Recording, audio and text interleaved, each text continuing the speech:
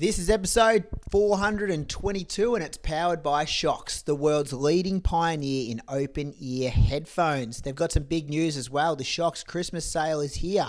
You can get up to 32% off site-wide. Go check it out via the link in our show notes and use the code IRP15 for your exclusive listener discount.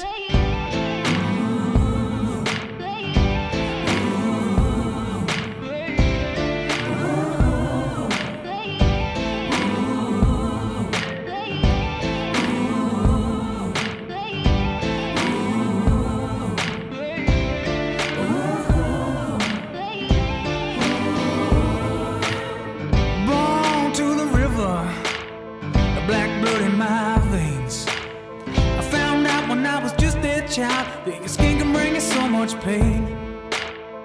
Now I hear you say you got the best of both ways. Won't you come and take a walk in my shoes and tell me if you take my place? Under cover of my skin, I've heard all your names if it's all the same. Welcome to episode number 422 of the Inside Running Podcast. A massive thank you for being with us for another week. We've got a big show coming at you this week. We've got the World Cross Country Trials to talk about. They happened last Friday night in Canberra. The World Athlete of the Year Awards have been announced. Quick time on Chinese soil, which you don't see that often. We'll get to that a bit later in the show. Evan Jager, I think that's right, isn't it, Croaks? Jager. Yeah. I should have backed myself early, Croaks. He retired from the steeplechase. Whispers, someone will go on the loose listener question thanks to Precision Fuel and Hydration as well. Welcome to the man in Canberra, Uncle Croaks, the man of the people Friday night. He could be the most popular person in Australian distance run this week. How are you, Croaks? I'm good, Brady. I don't know about that. I was a bit apprehensive about the whole Instagram live thing. I felt like I was pressured into it a little bit. I was driving out to Stromlo going, I don't know, this is not really my thing. I'm very much of an introvert, so putting myself out there and doing things, as you know, live is very different to what we do here. And then when it first sort of started, I was like, do we just go between those 2 points and sort of walk? And then I'm like, no, let's just treat it as if we weren't sort of recording. What would we be doing as fans? And it would be trying to see them as often as possible. But obviously I had no idea how it was coming across at home, and you know, with a fair bit of running and a bit of heavy breathing, it's probably not the best. Well, it's not that professional, but it, actually Jordan Donnelly messaged me, sent a nice message saying it sort of gave the perspective of a real cross country fan, where you would actually just be running from point to point to see them as often as you can. Yeah, it was like, thank you, because I was sitting on my couch Friday night, come home from work, had a beer, the kids are in bed. It's like, how do I watch this race and get updates? Because I am one of the biggest, running nerds, running fans in Australia. And without you doing that, we wouldn't have got to experience it. And I loved I love the live chat. You wouldn't have seen any of the live chat, but people like talking about how high your heart rate is. They're talking about there's so many Uncle Croaks gags in there. Moose and I were putting jokes in there. And so I love the live chat, but I also loved the cameos, because I knew the people you were talking to. Like at one stage you pulled up next to Jeremy Roth and you're like, "G'day, Roffy, how you going? Yeah, do you want to come on?" And he's like, no way. And then you're running from one point and you've ran past Marty Dent. Yeah. And Marty Dent's running with you and you're like, "G'day, Marty." And I'm like, "Oh, Marty Dent's there as well." Yeah, his son ran in the under 20 race. Okay. And that was originally my plan was to maybe not run quite as much, but just walk between the points and then pick out somebody like a Marty. And then as we're running to the finish line, I ran past Sean Crichton and I would have, you would have heard, "Yeah, sure, hey, Shawnee."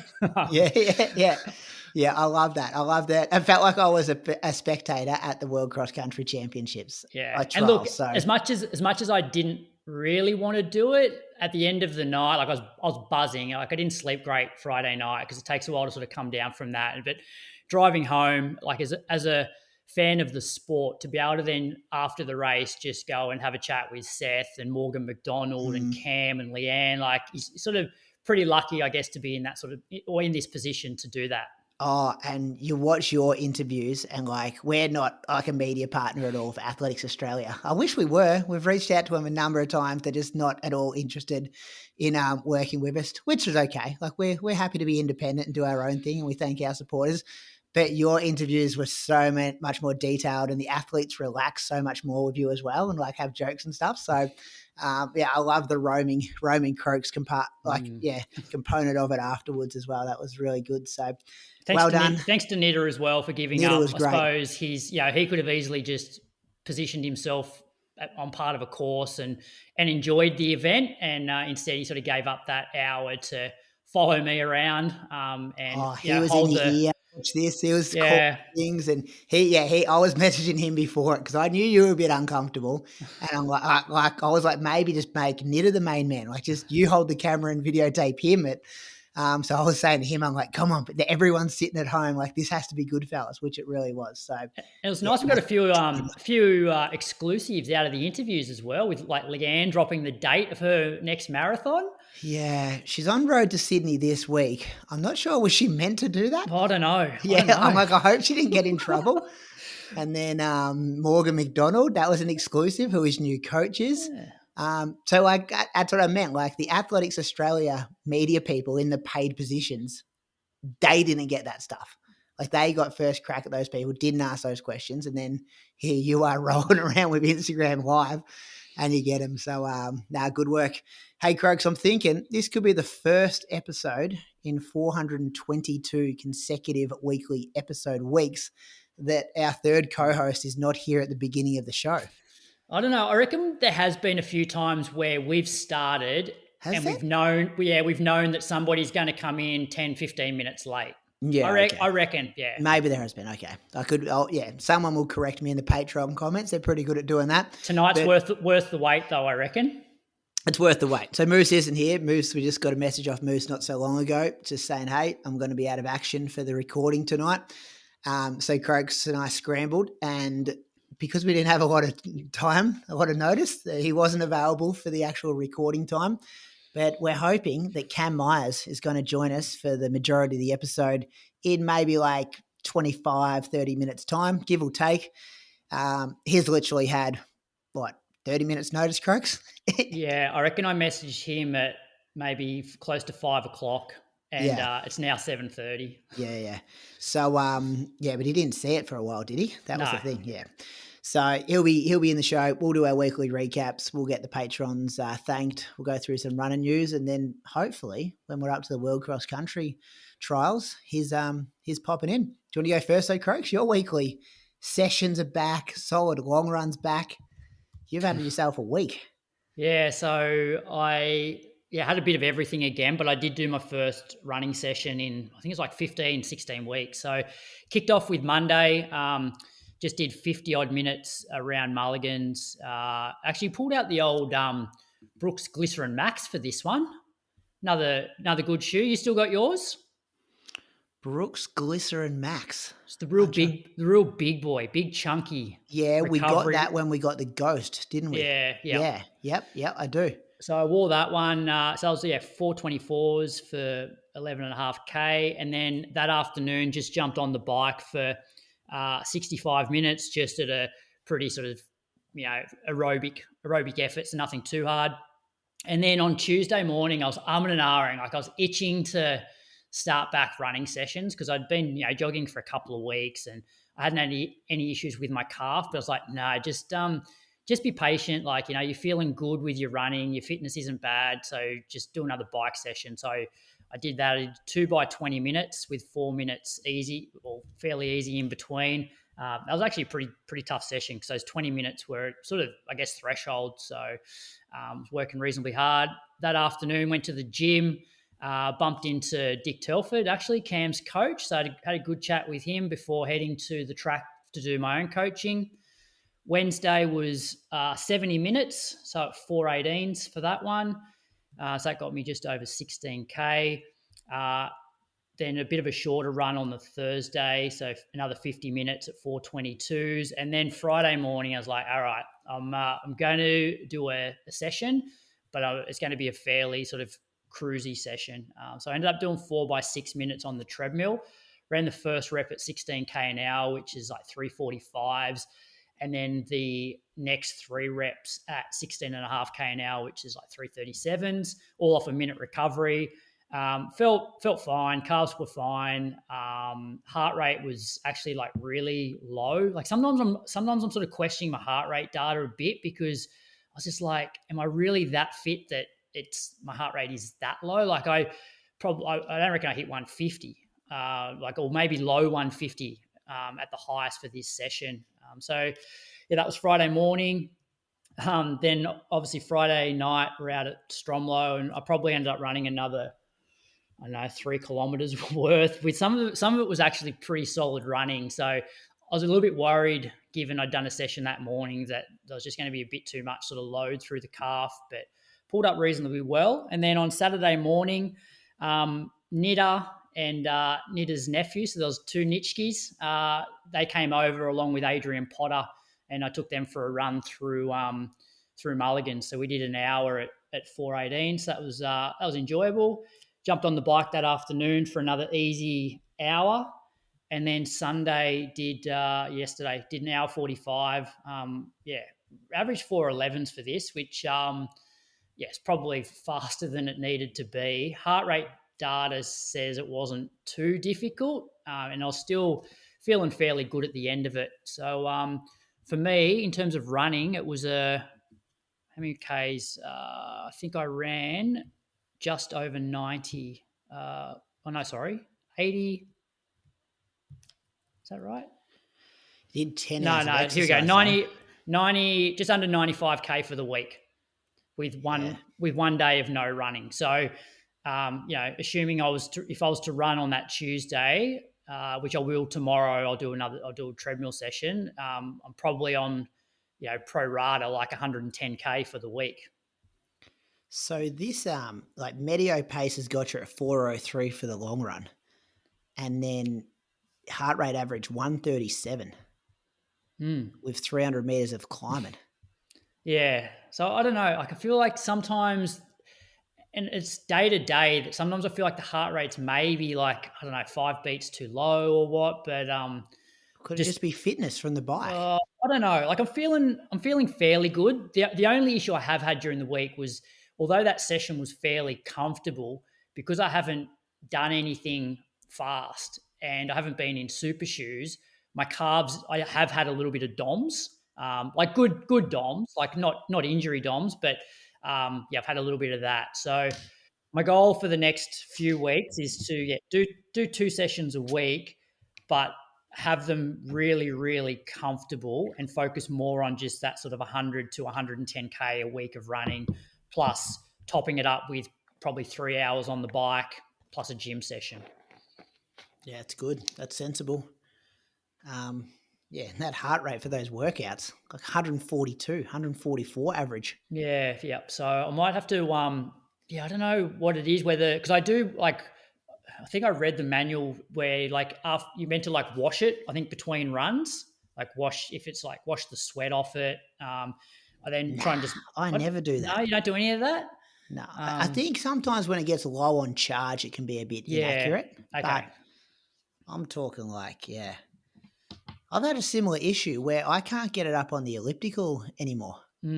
Like a couple of weeks ago, I could push hard and hit 140, 150, but now I'm struggling to get to 130. And it's the same setting. It's the same resistance or whatever.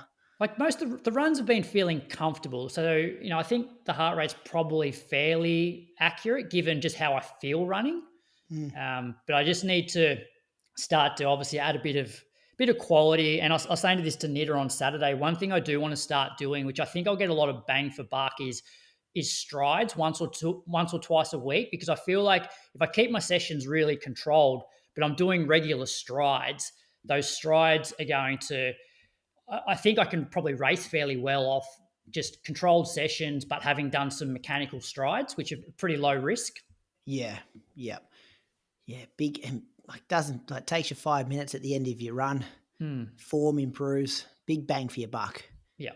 That's the first thing Paddy put back into my program. He sent me my next 4 weeks and strides. I go strides in the week after it starts workouts. Yeah.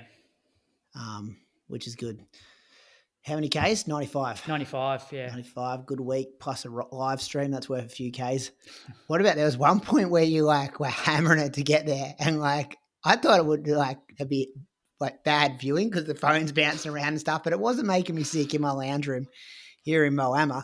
And then you literally get there 8 seconds before the runners do. Like you cut it really fine at one stage. Yeah, that was the bit, I think, where I was sort of close to the top of the hill and then they were about to head down to the gully bit. So I sort of run through the bush to get there. Yeah, you can hear Nitter like, don't drop the phone, don't drop it in the mud. Like this little watch creek out for or the something. gully. Yeah. That was good. My week was pretty cruisy. What did I do? I did 30 minutes on the Monday. That was at 4:57 pace. Tuesday was the elliptical, averaged 122. So that's a bit low. I watched the, this has just turned into Brady's movie reviews on this podcast with this return to run, but the Nike movie Air. Yeah, I watched that. Yeah. I watched it a few years ago. Yeah. Yeah, it's pretty good. I didn't mind it. It was pretty good. Yeah, I love that business side of stuff. Like it was pretty cool to see how it all kind of worked out. I didn't realize how, because Nike now in the basketball division is huge, but how like they come from a long way back, and like they landed Michael Jordan was so important to them.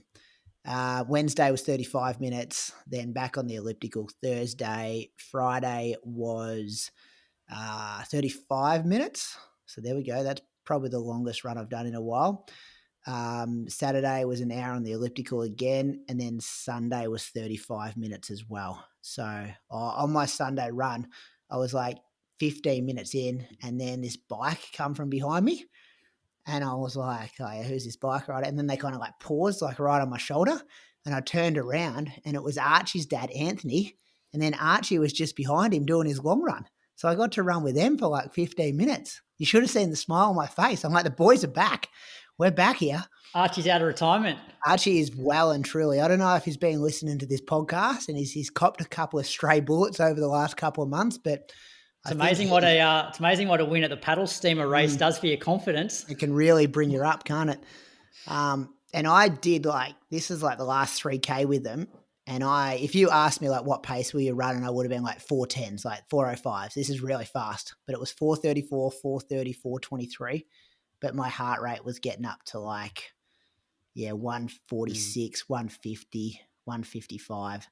So a bit of threshold. I reckon part of that's more the mechanical. It's one thing to just go out and jog easy at 4:30s to 4:45s and that feel really comfortable. But then if you haven't done anything, and that's probably where strides and stuff comes in. Yeah. Like once you start getting to low 4-minute Ks, you're obviously having to work a hell of a lot harder and you're just not quite as efficient because you haven't been training that mechanics. Yeah. Yeah, just inefficient. It's probably been like 10 weeks now too. Like I probably haven't ran under 4:30 pace for 10 weeks. So that's going to hit you there. That was good. My week was, they're climbing up very, very slowly. It was like 25K or something like that. 28.9K Croaks. 28.9. This week's 40 though. Then the week after that's like close to 50. Any updates on the coaching situation? Nah, there's no. I was talking to Dan Nash this morning actually about some podcast stuff, but there's no like reason to have those conversations until I'm back like handling mileage. I listened to the monthly on actually yesterday's long run, and it's like maybe you and Chriso can get like a package deal somewhere. I think I should coach Chriso. Think about it. He wants to run 219, 220, 221.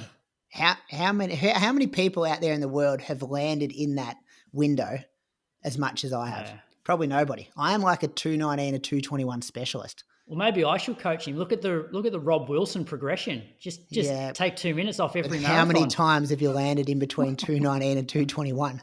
Never, have you? Nah, never. I just went from 224 to 217.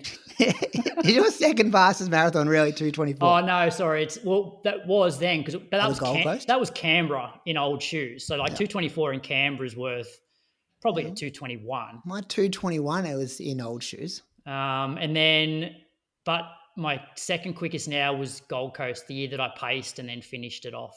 So you've got like a 4-minute window that you didn't hit. Oh, more than that, because Gold Coast was like 223. Oh, was it? Yeah. You got a 6-minute window. You just Yep. went 2:17 to 2:23. Yeah, no, I think Chris. So, did you read his Strava title today? It was quite good to read that. He said, I woke up to a message saying, Brady, check out my Strava. And I enjoyed reading that at about 5:30 this morning. Listeners, check that out if you haven't already. What are we doing now, Croaks? We're thanking some Patreon supporters. Yeah, let's do that. Kick it off. I've got Sophia Haywood. Sophia's from Adelaide, but her Strava's locked down. But she does have a World Athletics profile. And according to that, she's run 10:38 for 3K, 17:54 for 5K, and 38:27 for 10K. Pretty sure she ran 93 minutes at this year's Ballarat Half the day after running the Elite Mile, and also ran 3:06 at this year's Sydney Marathon. Her Strava bio, which is one thing I was able to access, says she's the state's most tattooed elite runner and runs for Saints Athletics. And then my little LinkedIn search, I think she's a critical care nurse, but is studying exercise science. Yeah, so, I know Sophia, but I didn't know her name was Sophia. Oh. How do you know her? Because on Instagram, she is it something to do with Beagle? Is that her handle? She's really good on the whispers. Yeah, right. Yeah. She's very knowledgeable about the running world and very, very fast as well. Adelaide Harriers? Did you say that? I thought it was Saints, wasn't it? Oh, sorry. Saints. Yeah. Saints Athletics. Yeah. Yeah, very nice person. Met her a few times. Good at whispering. Very good runner as well. A long-time supporter as well, I'd say, Sophia. Thank you for your support of the Inside Running podcast. I'm going to thank Barry Ellis. We couldn't find him on Strava, but we did find a few results. Hopefully these are his. 39:07 at the 2023 Sydney Harbour 10K, 87 minutes at the 2017 Blackmores Half Marathon, and 3 hours and 4 minutes at the 2023 Gold Coast Marathon. He's possibly a lecturer at the University of New South Wales. Yeah, maybe in aviation. I'm going to say, do you know what he lectures in? Aviation. Yeah, I've got a feeling it might be aviation. And in particular, it was, let me have a look. I reckon it was like flight. Yeah, Director, School of Aviation. Yeah, in the sort of flying operations department. Ground instructor. Yeah. Be a cool job. Yeah. He got his email. I guess he works for the uni. You can just access his email straight away. Might sign him up for a couple of Black Friday deals next year. Thank you. I won't do that, Barry. Thank you to all our Patreon supporters for supporting the Inside Running podcast. If you like what we do, you can support us at patreon.com/Inside Running podcast. Few different levels there. It was a good week to be extra elite supporter last week because we had the UK monthly boys come out on Monday, and then it was the OG monthly boys. That's Toby the Bad Boy Mende and Chriso Oriksson from Norway. That was on Thursday or Friday. And then we had the Road to Valencia with Rob Wilson, and that was good, Croaks. I've only halfway through.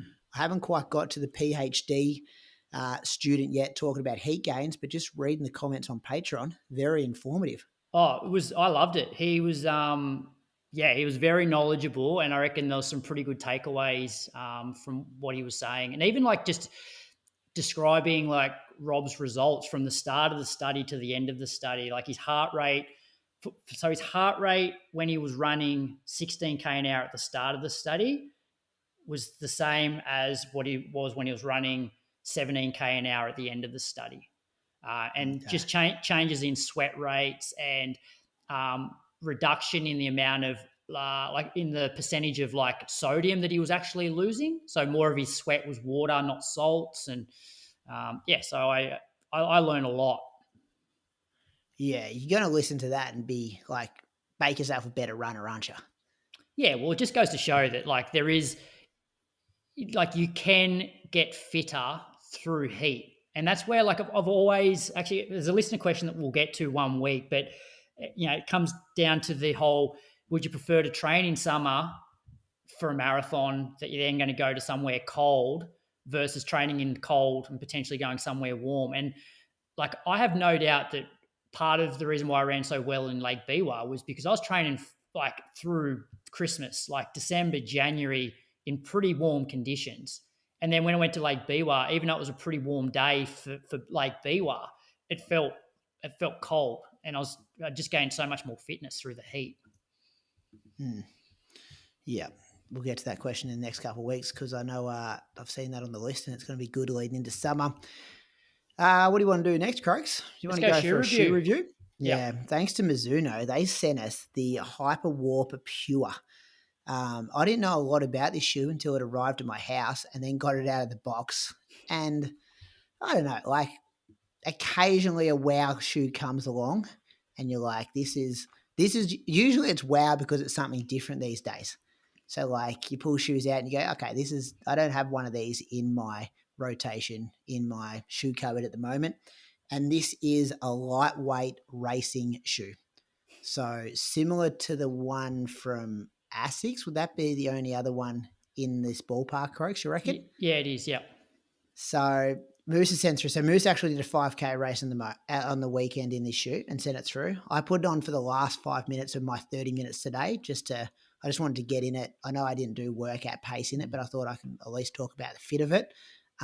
Yours has arrived. You've been in it? Yeah, I put mine on, and the first thing that I noticed was it took me back to, I don't know, like 10 years ago when you used to race in the lightest shoe possible. But when you were racing in those shoes, there was no pop whatsoever. Like you were feeling the road underneath you, but there was something about, racing in the lightest shoe possible. So when I put this on, I was like, wow, it's taken me back to those really light racing flat days. But then I sort of ran around the house in it and I'm like, God, this has so much guts in the forefoot and so much pop, but it's so light.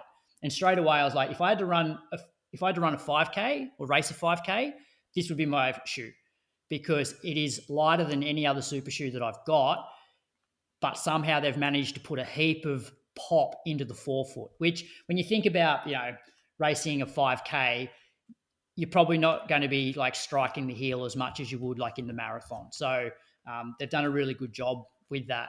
Should I read out what Moose has sent through? Yeah, well, do you want to firstly, because I'm just reading his notes here as well. So it's 34 mil, but when I put it on, it didn't feel like it wasn't 40 mil, which is the upper limit that they can go to, isn't it? Like can't go 40 or over. So they're often, is it 40? Or yeah, like they got to be 40, 39.9? Yeah. I think 40 is the max. Yeah. Yeah. So he's just put in here like a shoe built for fast, full PIBA at 34 mil, which is one of the lowest stacked super shoes available.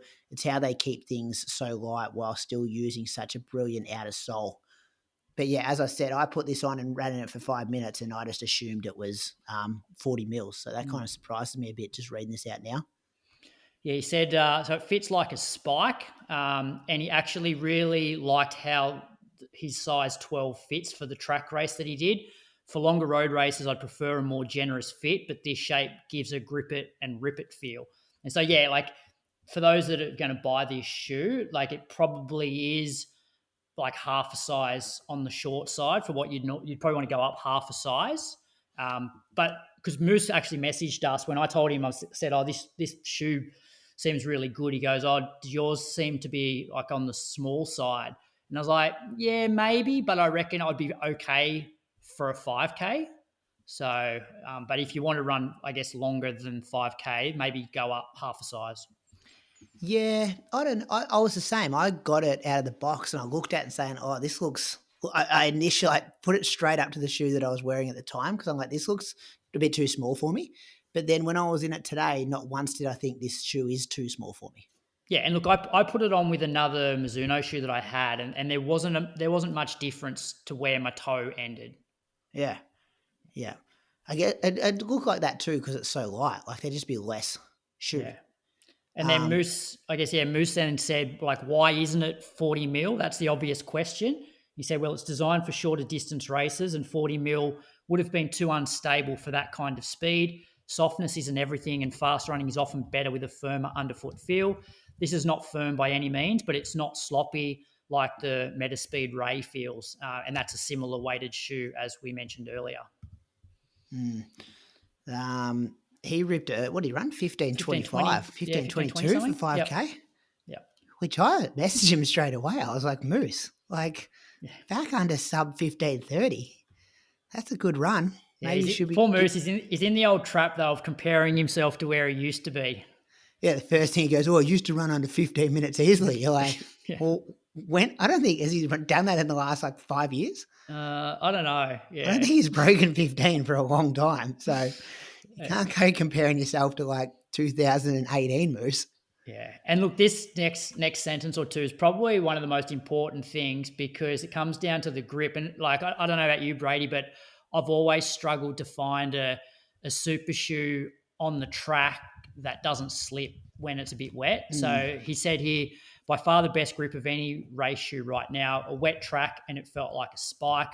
I honestly thought I was past using shoes like this, but I don't think there is a better track, in brackets, illegal shoe on the market.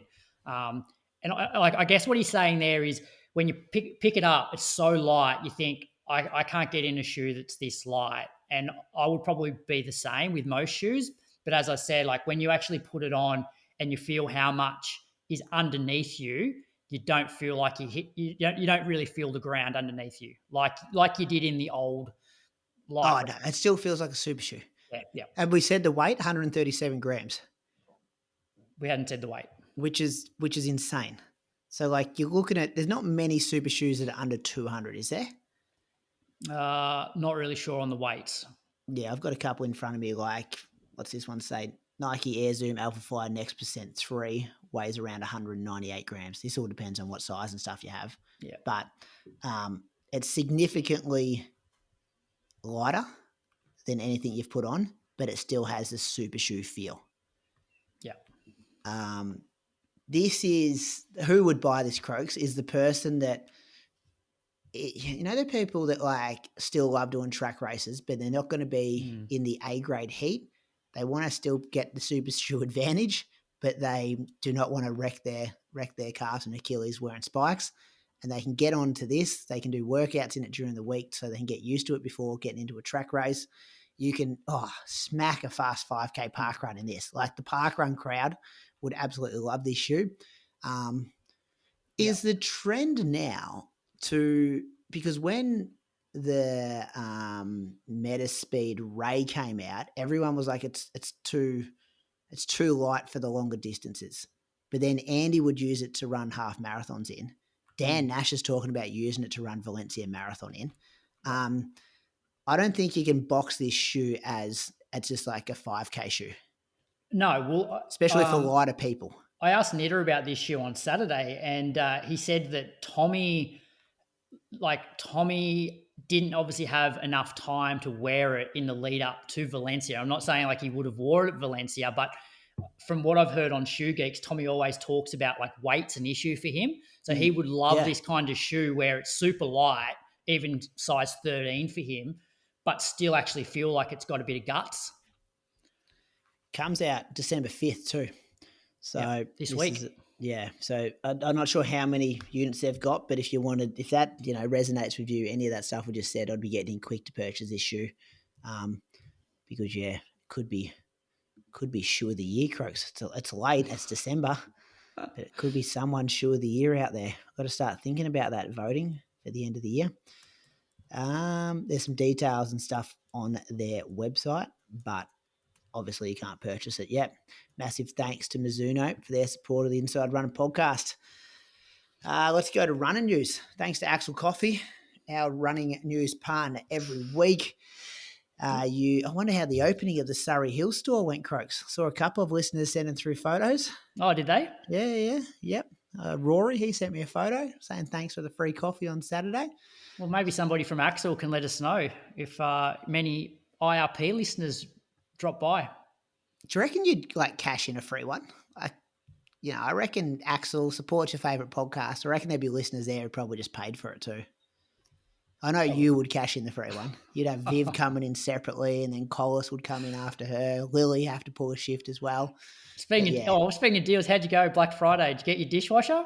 I got it at about yesterday afternoon. Went to the local white goods store, had a chat to him. I didn't realise that dishwashers are built-in or freestanding. And to be honest, I was just happy to pay for it. And I was Carly was doing the research, and And it's really just a dishwasher just so he could sell this house. Just doing kind of jobs like that. So I really didn't care. But yes, it's getting delivered on Wednesday. Mm-hmm. Did you get your coffee machine? You were I getting a did. coffee machine as well as a dishwasher, weren't you? No, I wasn't getting a dishwasher. We got a vacuum A cleaner and a steam vacuum. mop. But yeah, I did get a new coffee machine. Did you? What'd you go for? Bought a new Ninja coffee machine. Oh, yeah. I saw those ones sitting there yesterday when I was having a look. Yeah. So, it's been good playing around with that. Yeah, okay. The best, when we're talking about coffee and actual coffee here, the best coffee I've ever had that hasn't been at a cafe was at Moose's house. Really? When I went down there for the Roo run, he has this coffee machine, and he made me a coffee, and I was like, this is cafe quality. It was Axel Beans because I were working with him then, but it was cafe quality straight out of his pantry. And his pantry is like probably bigger than my kitchen, like this massive walk-in like pantry thing. But yeah, he's got a very good coffee machine. In terms of running news, why don't we go to the stuff that's in red here, Brady, that you were going to talk about? Yeah, Bridget Kosgei. She ran a Chinese all-comers record over at the Shanghai Marathon. People will remember her name because she was the world record holder before Tigz Assefa and then Ruth Chepngetich went faster than her. So is she the third fastest all-time, Croaks, or has... I'm putting you on the spot here. I think she's the third fastest. No, she's faster than Chepngetich.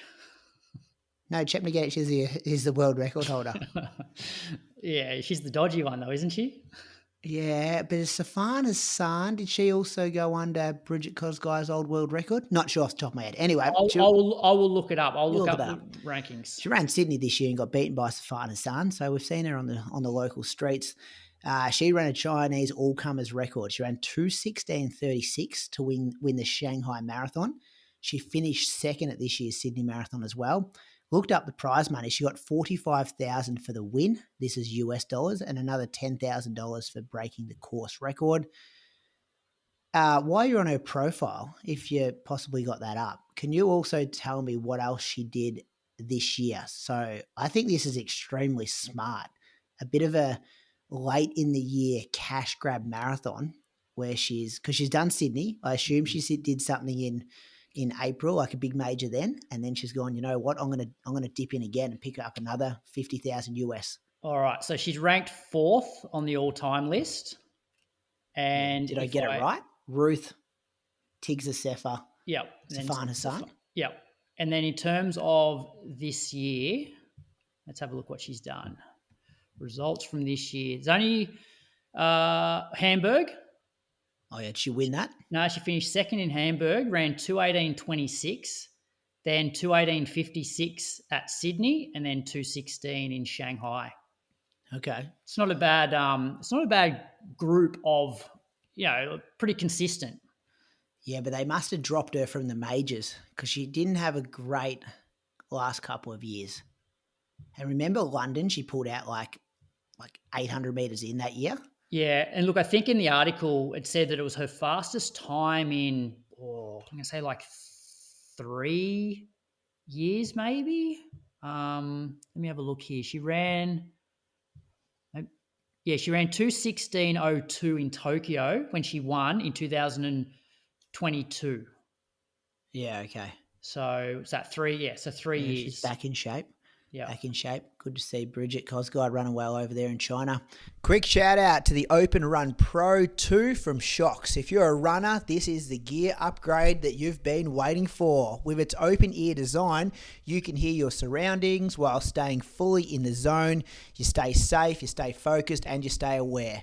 The over-ear secure fit keeps your headphones stable through every stride, no matter the pace or the distance, while still feeling comfortable for the longer runs. And with bone conduction and air conduction technology, you get rich bass and good quality sound.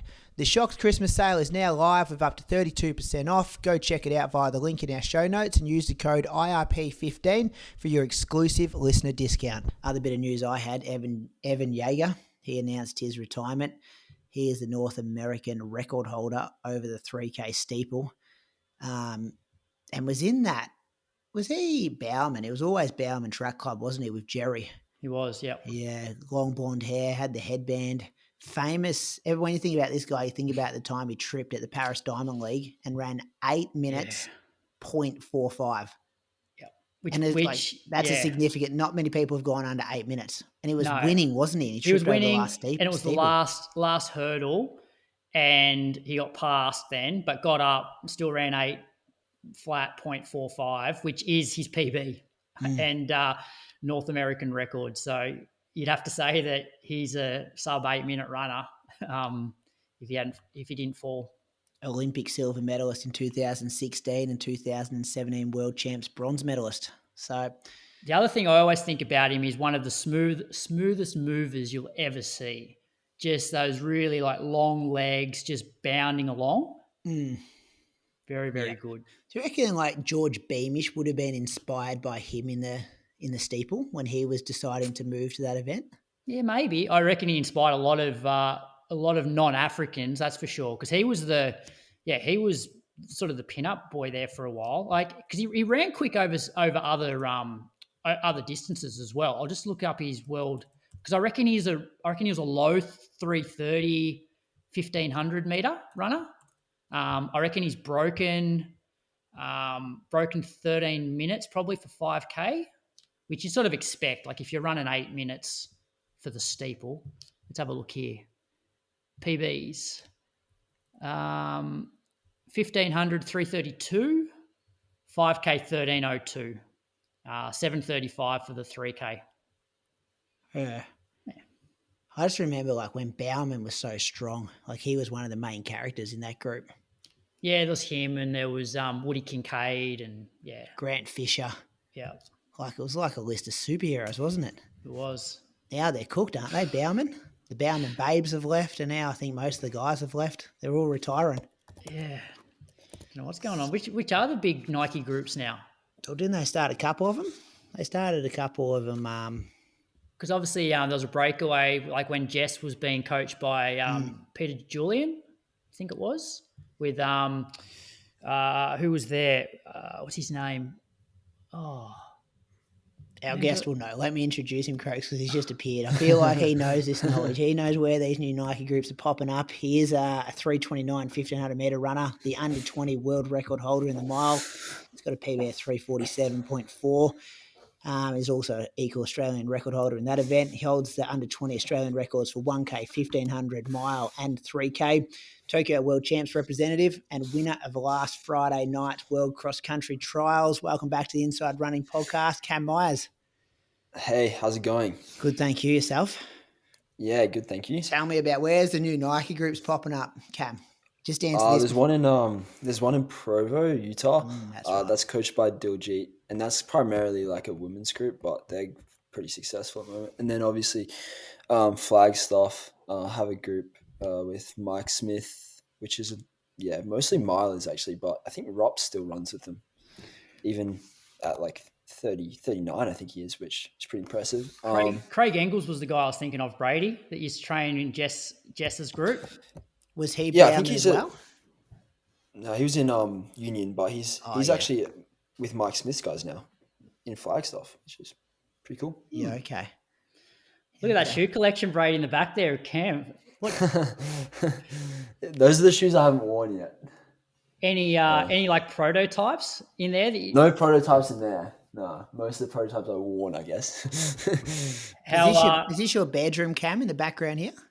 No, this is just like a sort of a second living room. Okay. I don't really have enough space to put all my shoes in my bedroom. The shoes are in the second living room, Croaks. I love that. Yeah, just take over the second living room with the shoes.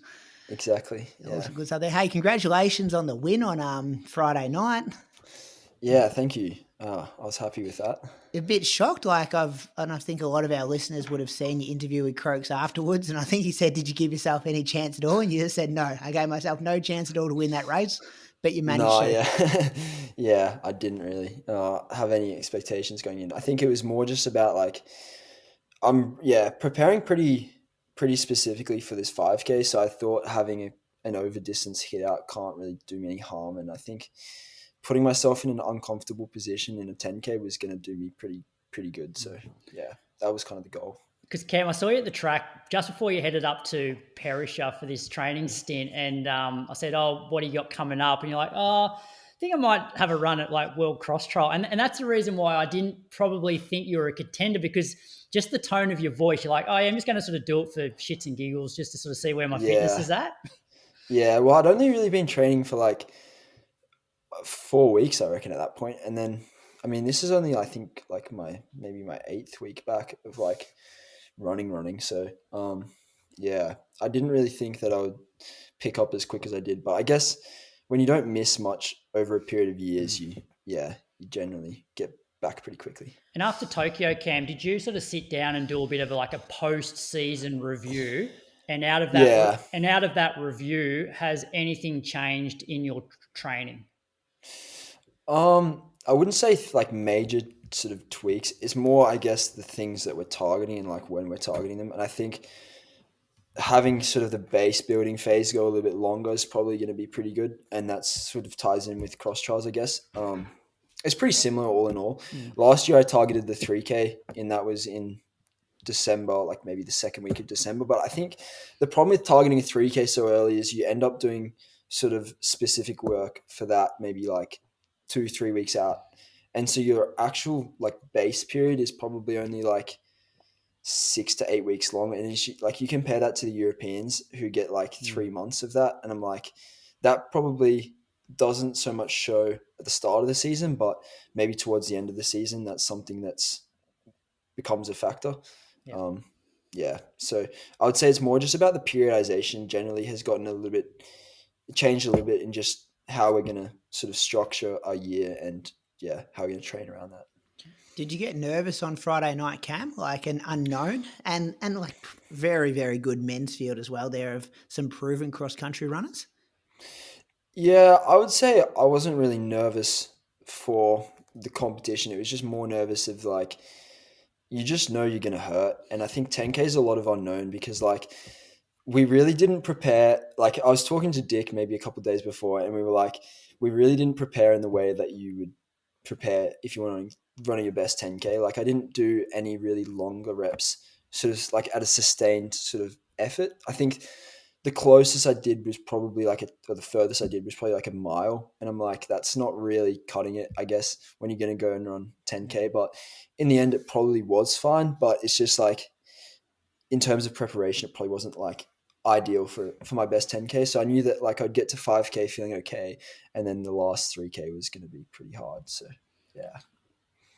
Tell us about the last. So Croaks was out there. Athletes Australia didn't do a feed, which is super disappointing. And I don't know, like you've just won a massive race. I'm sure you'd love to go back and watch the winner move and study the tape and all those kind of things. But from Croaks' vantage point, because he had to be in more than one place at once kind of thing. But we saw Seth come through. There was someone in our comments, Croaks, that said, put your mortgage on Seth from here. And then people getting into him on the live comments. And, you know, kind of like it was just drip feeding through, and it almost looked like it was, you know, you guys would kind of sort yourself out because this was only with, what does that be, 800 metres to go, Croaks, a K to go? Well, yeah, can I, less, I think, I set it up a little bit? So down at the bottom of that last hill, so there's like, it's basically a K to go. It was like Seth, then there's probably a 20-metre gap back to Morgan and Ed Marks, and then another little gap back to Cam and Isaac. And because Isaac had been dropped, but he sort of got back on going down the hill. And then going up the hill, you look pretty good, Cam, but there was still like Seth, when they went past us with probably 700 to go, like Seth still had a pretty decent gap on Morgan and Ed, and then you're off the back of them. And I remember looking at your face and I'm like, well, he doesn't look like he's doing it easy. And like, obviously you shouldn't be in the last 700 meters, but like you had to make up probably 20 plus meters in that last part. And as we know, like Seth's got wheels. It's not like he's a, 340 low 1500 meter guy. So talk us through that last 600. At what point did you go, I think I can get him?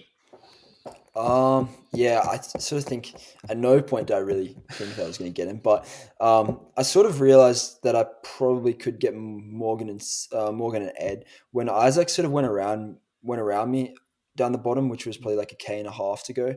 We were sort of like, I got back onto him and we were probably running faster than them, but it was just like taking a while to sort of pick up. And then I think on the hill we might have gained a few meters on them, which was quite good. And then I obviously had the boys at the top of the hill with like 600 meters to go cheering me on, and they were pretty loud. I listened to that live thing, and they were pretty loud. And yeah, I was like, I've definitely been in K reps where I felt worse with 600 go, so I'm like, I can hang on. And yeah, I once I got past Ed and Morgan, I thought, yeah, just see what happens from here. And I guess it wasn't really until like maybe 70 to go that I thought I could win. So you've come from, was it fourth to first in? Fifth, actually. Fifth to first in 600 meters. Yeah, I thought actually down the bottom when it was just, there was a K left, I thought, yeah, fifth was me for the day. Yeah. I was counting everyone, and I was like, oh, it's looking like fifth's going to be it today. And these aren't hacks. Yeah. Like Morgan's won NCAAs, like Ed's like amazing at cross, Seth's a national champ. With about 400 meters to go, there's people that haven't been at Stromlo. There's this like little chicane or this little sort of S bend, and it does really sort of break up your rhythm. At that point in the race, where were you then? I was probably still maybe 3.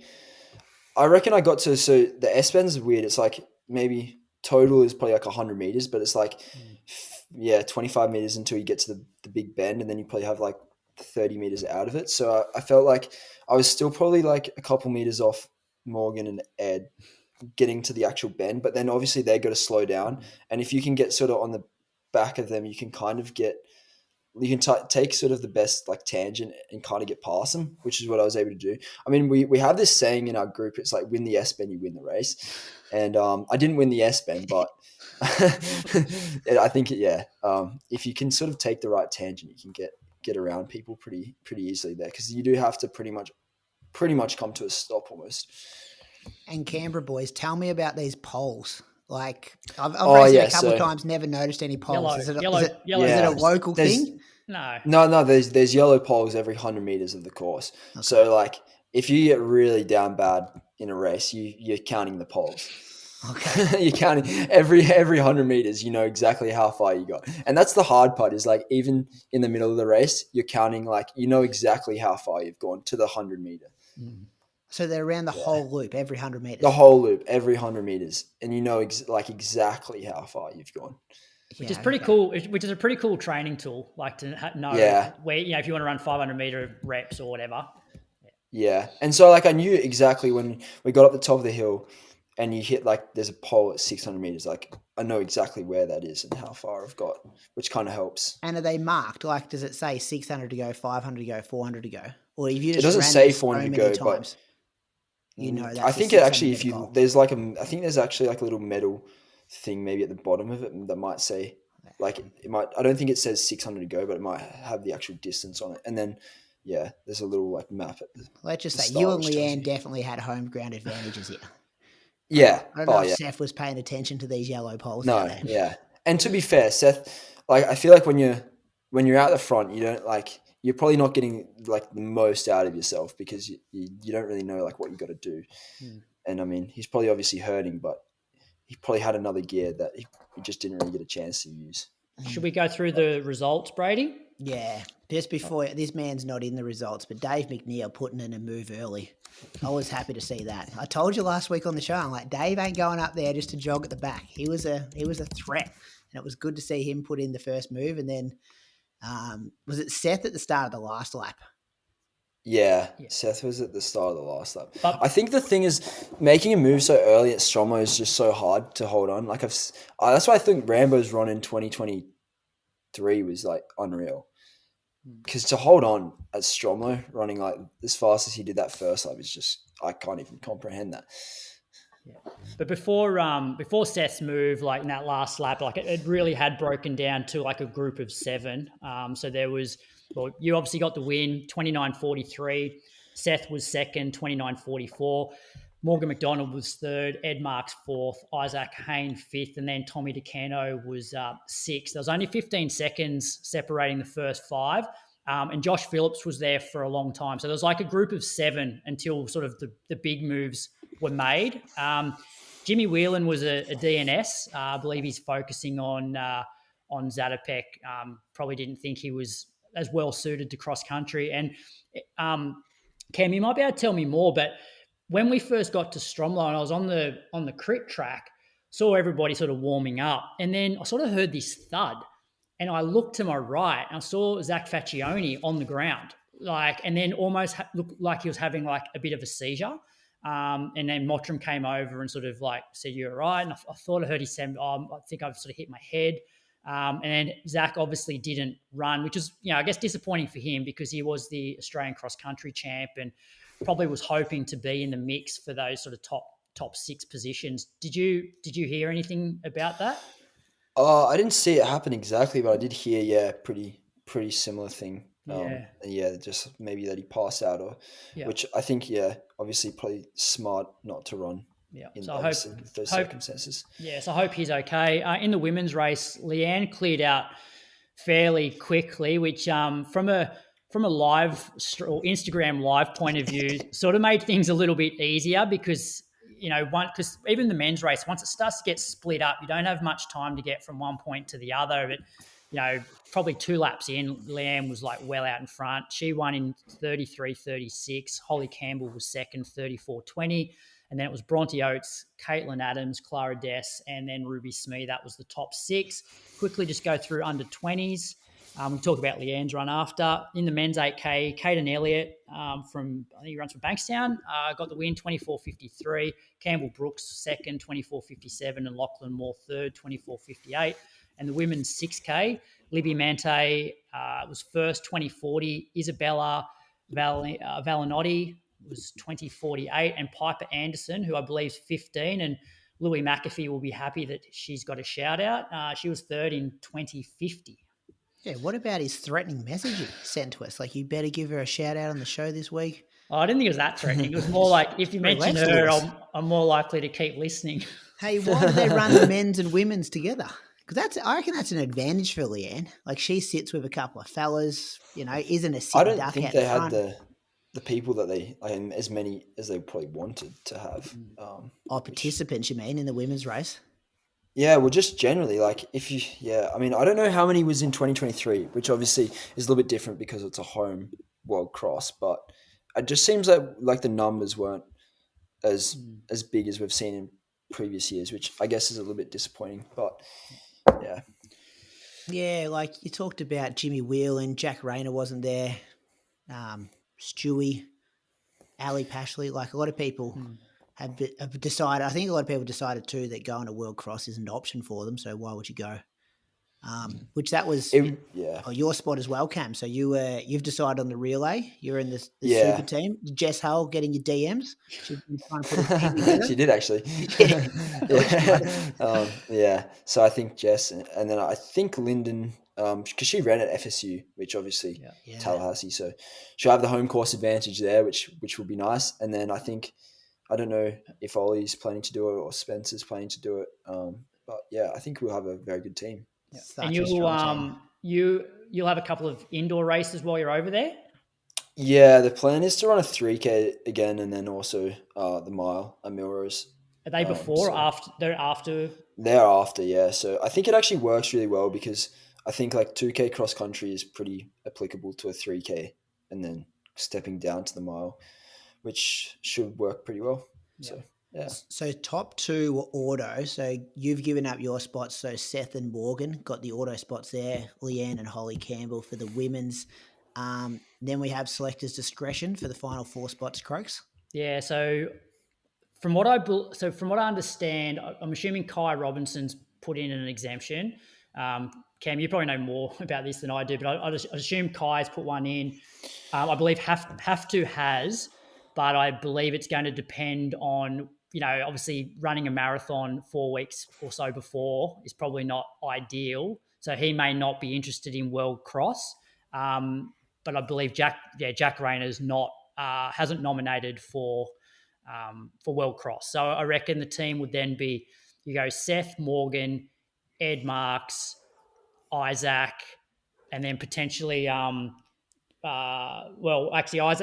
might miss. No, Isaac would get in because then you'd still have to. You'd have have to, and you'd have Kai. Yeah, or Tom. Yeah. Like, what happens if Tom beats have to at Valencia? Yeah, that would be interesting. So, and then the women's Do you know? So I'd assume that Lauren Ryan's probably put in an exemption for the women's. Yeah, you'd think so, wouldn't you? So that would be then Lauren, Leanne, Holly, Bronte, Caitlin, and maybe Clara. Any other exemptions you'd know of, Cam, or you'd expect? Maybe did Rose put one in? Do you say? Well, I didn't say Rose. I heard somewhere that she put something up about appendix gone or something. Yeah, on Strava. I don't follow her that closely, but Okay, yeah. There's something she's had about like surgery. like she had her appendix out. How long does it take to recover from appendix surgery? I've had a couple of athletes who have had it recently, and it's like they've told not to run for 5 weeks. Oh wow, yeah. That's quite a big. Is he off the back of? I feel like the World Cross and the marathon.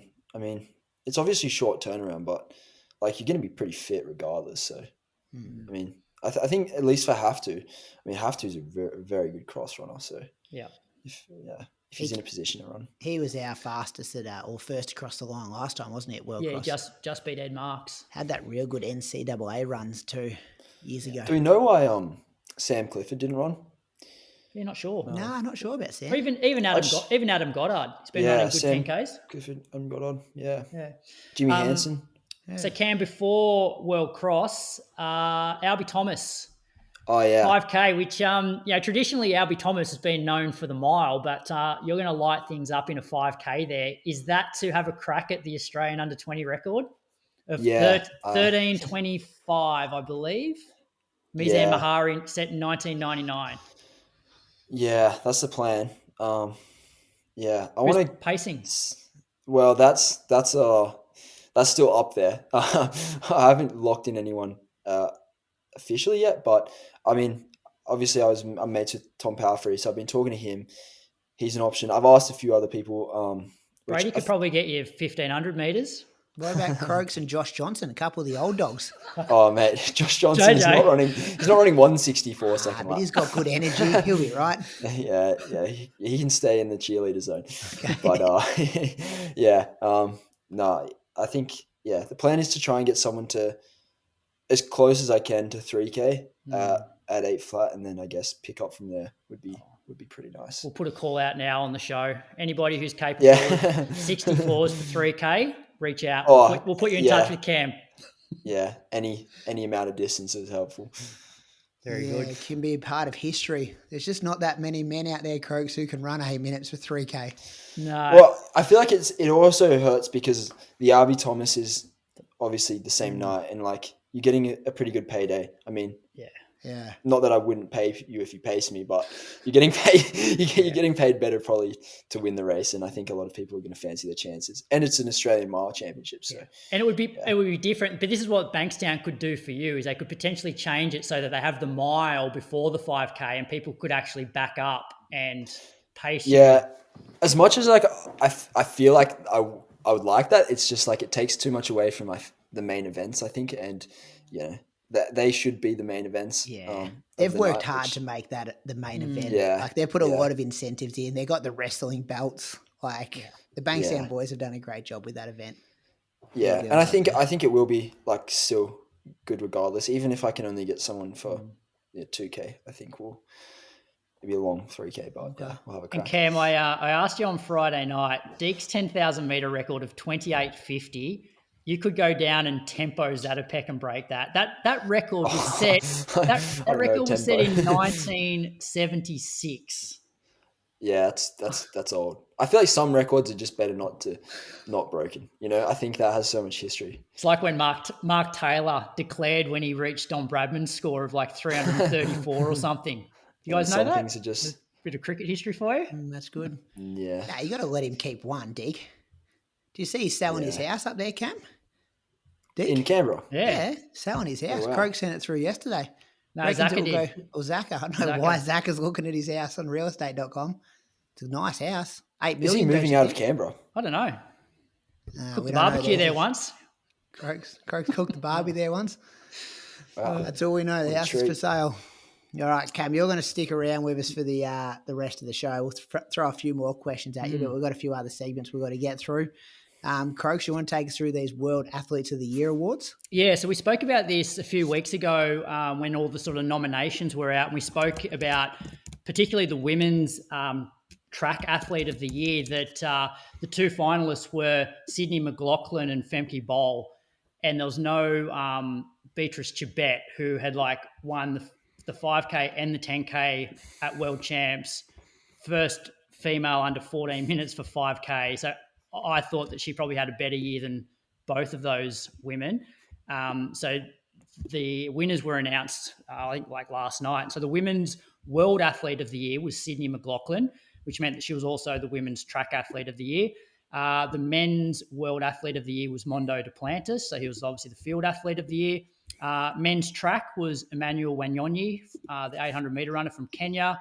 Men's out of stadium was Sebastian Soe from Kenya, marathon runner. Men's rising star, Edmund Serum, steeplechaser. And I added this one. The women's field athlete of the year was Australian Nicola Oleslager. So that was pretty cool. And another Australian was awarded the President's Award. And Bruce McAvaney got that. So the President's Award was first awarded in 2016, and it recognises and honours exceptional service to athletics. After receiving his award in Monaco, Bruce said that athletics has been the central thread of my career at Seven and is a sport I hold incredibly close to my heart. To be honoured in this way and by someone I have such enormous admiration for in Sebastian Coe is truly one of the highlights of my career. I've been incredibly fortunate to work across many major events and sports, but nothing compares to athletics at the highest level. The opportunity to call those defining once-in-a-lifetime moments are what fuel my passion and make my job as a broadcaster so special. So that was pretty cool. And obviously, Cam, you've had probably a fair bit to do with Bruce. I'm sure you've had a few interviews and messages back and forth. Yeah, Bruce is a legend. I just love watching his races from the 90s where he's commentating and he's watching the Kenyans just send it in the 5K at the World Champs. Yeah, but even the clip that AA put up about his acceptance speech, where he's talking about past how Elgar Rouge, Legat had Elgar Rouge, but then he found another gear, and that just doesn't happen, and it's his destiny, and it's just so talented to be able to wing it like that. Yeah. It's cool to say storytelling. This is his favourite. He's done horse racing, AFL grand finals, and for him to come out there and say athletics is the very top is pretty cool. Yeah. Cam, I'd love to get your thoughts, because you're a guy that's, in the ballpark of these sort of awards, especially the emerging star. How does Beatrice Chibet not get nominated or not be a finalist in this and probably win? Yeah, I don't know. I don't know how they actually do the awards, and who are they? Is it just done on a voting basis? Is that how it works? Well, it seems to me like it's more of a popularity competition than it is actually on what you've done, which I think it dilutes the award a little bit, because surely Sydney McLaughlin's a great athlete. She won the world championship, ran the second fastest 400 meter of all time. But that's not the same as doubling at world champs and breaking a world record and being the first athlete under 14 minutes. Stop trying to get Cam in trouble here, Crooks. And also, how much did she race? I mean, yeah. I don't know how much she actually raced in the season as well, but surely that's got to be factored in. Yeah. I mean, Chibet races so much, and she wins pretty much everything. Yeah, and you got to factor in the 5K. That women's field at World Champs was absolutely loaded to beat the 1,500 meter world record holder, one of the greatest ever. Has Faith won it herself? Has she won the award previously? Because that's got to be I would have thought. Surely, if you're beating the world record holder of 1,500 meters, and you've got to be there's not much method to it. It seems. Nah, doesn't make a lot of sense. But anyway, thanks to Axel Coffee for this week's running news. Check them out at axelcoffee.com.au. Whispers, Croaks, what'd you get up there on the ground on Friday night? Well, Would have got a bit. Why are you laughing, Cam? Don't worry. I actually didn't have any whispers until last night, and I had a couple of people message me. What, direct to you? Yeah. One being, I'll throw him under the bus. One was Aidan Velton, a training partner of Cam's. Oh, yeah. And Cam Myers himself. And it was about I believe Team Telford is on a bit of a recruitment drive or a rebuild phase. Yeah. But they're after youth, which rules us out, Brady. Oh, we're not excluding anyone. You're more than welcome To to show up to apply. Stromlo on a Saturday morning. You can So apply, but you won't be accepted. So talk us through what you mean by a bit of a rebuild, Cam. It's like you just want more people to train with? Well, effectively, we were thinking about this, right? We don't get many juniors running in Canberra, right? So I feel like if you go up to like a ACT cross country or an ACT 3K champs, how many people do you think are participating? It's like we don't really get many people coming through. So we kind of rely heavily on people coming down from uni. And obviously, I think college has gotten so much more popular in the last sort of 10, 15 years, which as it should, I guess, because it's a great opportunity. But, if anyone's thinking about moving interstate, I guess, for university and doesn't want to go to college, I think Canberra's a great option that people should consider. Cam is such an advocate for Canberra. So Friday night, because I knew I was running with Nitter at 8 a.m. in Mulligans, I said to Cam, if you came for a run, will we run in Mulligans at 8 o'clock? He's like, oh, yeah, I think I might be running with Morgan. I'm trying to sell Canberra to Morgan. Yeah, I try to sell it to everyone. And to be fair, the running is just so great here. Like, I reckon I've been to so many places to run, and I don't think there's anywhere in the world as good as Canberra. Benny's saying, I was having a chat with him on Friday night. He was saying the same thing about like how much he would have loved to live close to Stromlo, like looking at all of those hills and the things, the mountain biking, the running. But even at Stromlo, like there's probably 6 different sort of trail networks in Canberra. So it's not just Stromlo. Like you got, a couple north side, a couple central, a couple south side. Well, could you imagine if Canberra was like 1,600 meters altitude, it'd probably be like the mecca of distance running globally. I mean, it's Flagstaff, a boulder. Yeah, I honestly think it's better than Flagstaff in terms of Flagstaff's pretty good, but it's just like closer. It's more convenient, and and I think how much pull have you got at Nike? Get the next team out of Canberra. Well, I was speaking to Jess about this, right? Yeah, and I don't think it's going to happen. I don't think we're going to get an Australian branch, but if we were, I think Canberra's a place to do it. And she was trying to tell me Newcastle. I'm like, Newcastle. No one's got a Newcastle. She just happens to be building a house there. Yeah. So how are you 19? How are you 19, by the way? Hey, was Morgan, did he just come in and out, didn't he, Croaks? Like you interviewed him, not stick around for Zatopek? Yeah, I think he said he was heading back like Tuesday or something like that. And because I asked him about Zatopek, he's like, probably just not quite ready for that yet. And it just made sense to go back home to the US where world champs are going to be, get another altitude stint in. Whereas if he stayed for Zatopek, he'd have, that's another couple of weeks away. Good that he came. Like he could have put in an exemption. Like, and probably, it's very good for the sport, I reckon. As I said to him in the interview, I said, I have no doubt there's people out here tonight that are here to see you run. Yeah. But I think people, well, maybe not. I think a lot of people undervalue how good he is for the sport, like because he's over there in America. But his creativity, his YouTube, his podcast, like very, very big market there. And for him to be going around in Canberra, was just just the talent. Like, I know we bang on about it, but like he was beating Grant Fisher. The only difference between them is that Grant Fisher hasn't missed any training and Morgan's missed a heap of it. Morgan is that good. Touch wood, but I think he's been pretty healthy since starting his own thing. And so I'm hopefully he can get some consistent training together.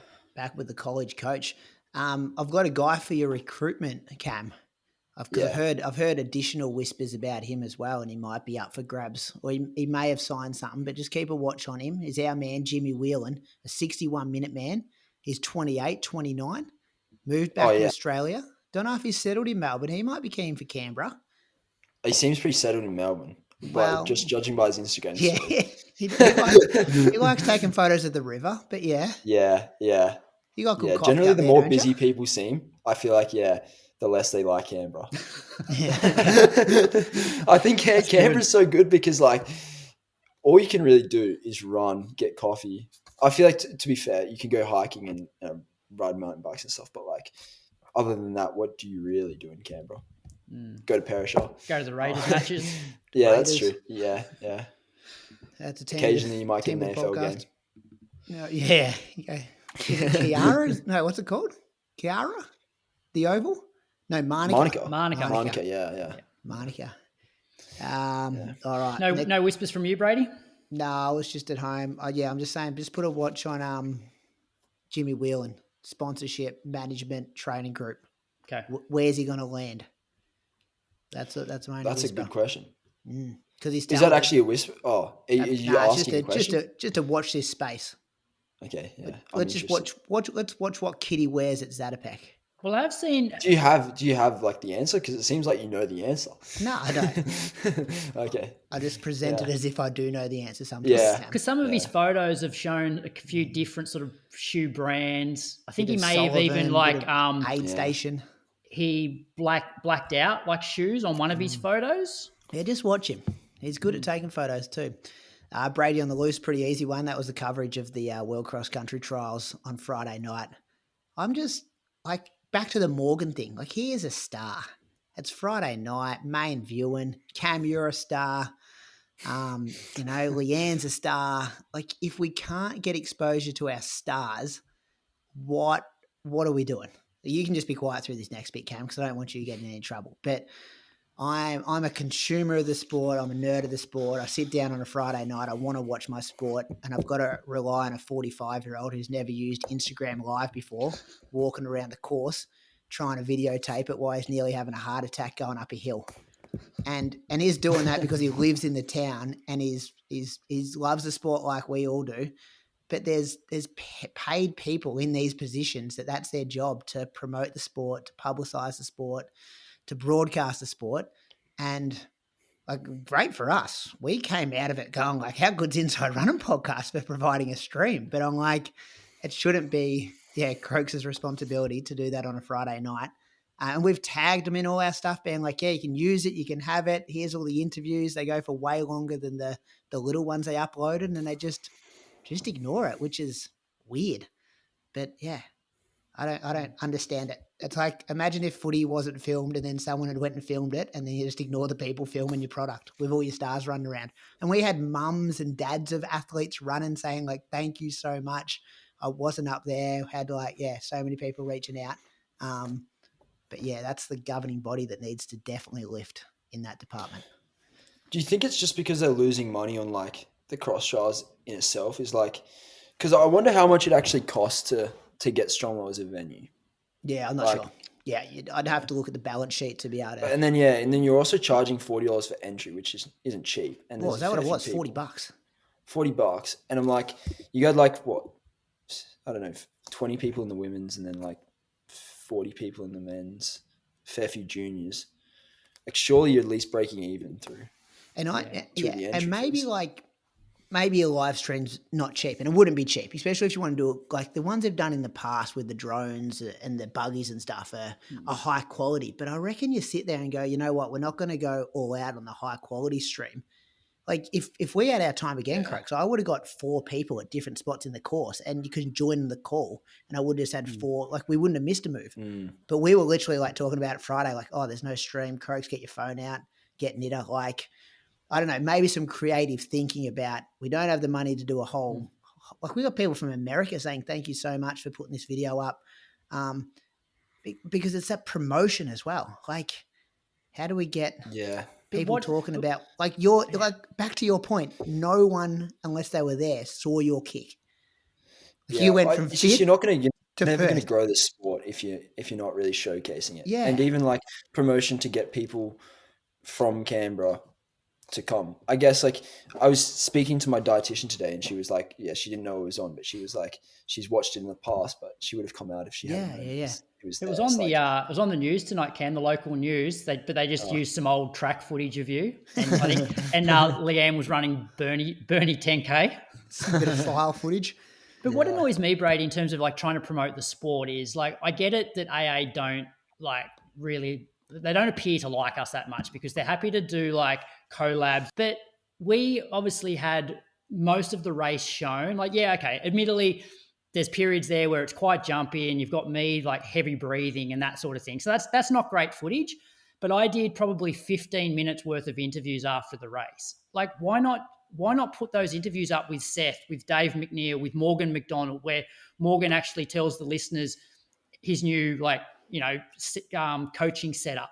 Yeah. Leanne drops the date of her next marathon. Like that's good stuff. Yeah, that was people high wanna know. quality stuff. Yeah. But because that, I don't know, because they obviously don't really like us. They're just We going, must no. have pissed someone off, Craig. So I remember we did some like smart assy memes around like the selection drama, but Was it also? It was also on the same weekend as the Australian Primary School Champs, right? Was that not in Canberra the same weekend? Yeah, it was. Yeah, so you'd think that, like, naturally you're trying to promote it to bring as many kids as you yeah, can get the kids there. there. Yeah, I don't know. Anyway, whoever's in that job, I just reckon they've got some work to do to, because you got the stars. That's the thing. Like the stars are there. Like it should be. You guys are so marketable. You all speak so well. You're all so honest. Like get them out there. Anyway, list of question, Croaks. Yeah, so this episode's listener question is proudly brought to you by Precision Fuel and Hydration. And I actually had one of my athletes send through a text message today saying, this is tonight's listener question. And it's got a bit of traction on Let's Run. I don't know, did you get on Let's Run, Cam? Every now and then, I'm a bit of a track nerd, so. Have you seen the latest one about where you would finish at NCAA Cross? Oh, JT actually sent that to me. So the question here is, given Cam beat the likes of Seth O'Donnell and Morgan McDonald over 10K cross country, and you've got to remember, Morgan has won the NCAA Cross. Where do you think he would have finished at NCAA Cross? That Cam, that is. This year, cutting the corners on the hay bales. So we are bringing the Let's Run forum to the listener question. Oh, well, he would have won it. That guy made that really big move, and you would have had the speed to match it. Oh, that guy that won's a 26 something 10K guy, isn't he? They also ran like 28. Got a world record on early. Like 28:30 is not slow on any cross country course, I feel like. Did you see the results though, Cam, of NCAA Cross? Did you look at it? Yeah. So you would be aware of some of those names, and so at what level do you look down and go, "There's no way that guy's beating me," and so that's obviously you're gonna finish above him. I'm not going to name drop anyone though, but no, don't name them, but just give your position, and then we'll just go back and look at the results, and we know what's one below that. I think I would be very happy to come top 10. I think as a miler, if you're finishing anywhere in top 10 in NCAA Cross, you're going to do very well outdoors in the 1500 meters. And I think like what did Ethan Strand come last year? He was like 7th or 8th or something. And it's like he went on to have a very, very good year. So I think anything in the top 10 as a miler is pretty unreal, I think so. Yeah. Well, who was the guy, not Cole, the guy that collapsed. Who collapsed at one of the he ran for Oregon, I'm pretty sure. Cooper Tier. He and so like he's obviously a quality athlete. Was he up there that year that he collapsed? I think he was one of the favorites actually. And he won out. Did he win the outdoor 5K or maybe became second to Cole that year? And I think but obviously this year it seems to have, the NCAA has seemed to go on to another level, really. I mean, how many 26-minute guys you got in the race now? It changes it a lot. Habdom's a beast.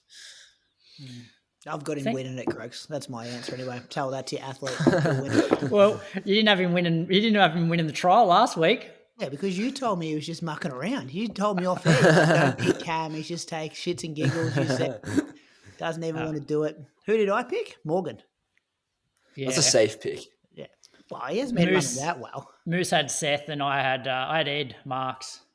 I should get kudos for the Dave McNeil move though.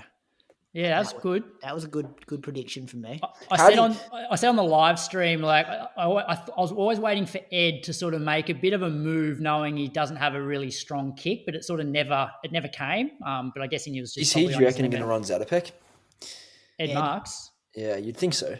Yeah, I reckon Zatopek will be a great race because I've heard Stewie and Jack are going to do it, and then you've got Goddard probably going to do it. Yeah, and Seth's going to do it. It's going to be really, really good. I hope they just Jimmy Whelan. Yeah. couple of weeks training with you, Cam, you'll be Exactly. Get him to Canberra and he'll be a 26-minute guy. He'll be Stromlo Saturday morning. He'll listen to this tonight too. Zatopek's going to be good. Just need some good weather. See, that's where you need a pacemaker. Get a pacemaker to 6K. Set it up. So what are you doing? If they asked me, I would have probably said yes. So you're not doing anything at Zatopek, Cam? No. I actually I think I did reach out and ask if they had a 3K originally, and it wasn't on the program. And then I sort of said if anything changes, let me know. And then no one let me know. And then I reached out to Whitbread and organised to get a 5K at Albi, and then of course the 3K gets added to the program. But I've already confirmed doing the 5K, so. You know all that stuff I just said about how we promote the sport and how we look after our stars? Our fucking star emails you directly asking if there's a 3K. You do not reply and tell him there's a 3K, and he has to find out himself on the website. I guess the reason is they don't want to dilute the 10K field. They want that to be the main event, which is fair enough. But then if you're going to go and put one on, at least. Yeah, the 3K is fun. Yeah. You need a fun event. Yeah. Here come the 3Kers. Yeah. Well, do you remember they used to have the 1500? Yeah. Oh, yeah, they did. Yep. Yeah. Ran the 1500 at Zatopek back in 2004 Wow. Oh, there we go. Yeah. 21 years ago. Yep. And it wasn't at Olympic Park. It was Box Hill. Wow. Oh. Australia's Monaco. That's where I did the 10K Croaks. Box Hill. Man, you're on the same track. There wouldn't have been many Zatopeks over the years at Box Hill. Yeah, Zatopek's going to be good. That was the listener question brought to you by Precision Fuel and Hydration. Visit precisionhydration.com and use the code IR-Spring2025. All that's in caps, IR-Spring2025 for 15% off your first order. We've got Valencia Marathon coming up this week, Cam. You got to be paying attention to the marathoners, or it's too far for you? No, I'll be paying attention. Paying attention? Yeah. So we've got a good week in track and field. Yeah, What else is coming up? I love the app as well. The Valencia app is just that's top notch. Do you guys just keep the app for the whole year, or you just go to your app store on Sunday and go, all right, my old friend, here's the cloud button, you're back again? Exactly. Yeah. You do it that way? It's so funny when I had Valencia for the half, and I had them all tracked, and it's like you're watching the race on the tracking app. Do we see an Australian record, Cam, or 2 Australian records? Oh, I don't know. It's actually hard to tell. I guess Izzy went quiet on Strava, in the last couple of weeks, so it's hard to know exactly. But you'd think that she's just been sitting around 200K a week. And then obviously you don't really know what Have To's doing, but he's never not fit. So I don't know. I wouldn't put it past him.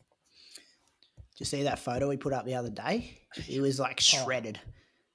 Oh, yeah. Lopez Lemong. Remember how Lopez Lemong used to put up those photos where he shredded abs? I heard a whisper that he's living in Canberra now. Lopez Lemong. Well, yeah, he's living in Canberra now. That's what I've heard. You guys have taken the recruiting seriously. Did he spend time down in Adelaide? Yeah, I believe he was in Adelaide for a bit, and now he's in Canberra. But do you know what he's doing here? No idea, but I should try and get him out for a run, I reckon. Oh, yeah. Yeah. While you're talking, Cam, about when you mentioned how Izzy sort of went off Strava, and we've been chatting the last few weeks about how pro athletes, it's that sort of fine line between having to do stuff on social media. What Moose call it, Brady? The sideshow? Was it sideshow or? Yeah. Where do you see? Because you obviously put everything on Strava, and you don't have an issue. Would there be a reason that you would go off Strava?